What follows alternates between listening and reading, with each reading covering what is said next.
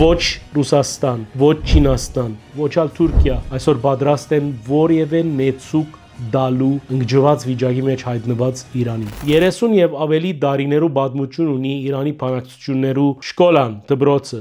Շատեր տարբեր առիթներով կովապանած են, որ Իրանը թիվանակետ ժողովուրդ է, Իրանը թարերու պատմություն ունեցող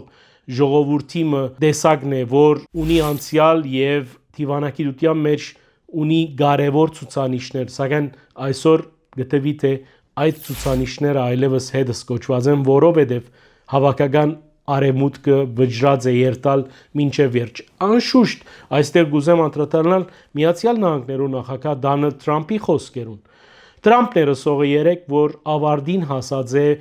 սպասման այն փուլը, որ 60 օրվա փուլ մներ։ Եվ իրոք արդյոք այդպես է։ Արդյոք Միացյալ Նահանգներ հadoop ժամանակ մտված է Իրանին զիջումներու երթալու եւ այդ զիջումներուն առընթեր Իրան խուսանավեց, փորձեց ժամանակ շահել եւ այսօր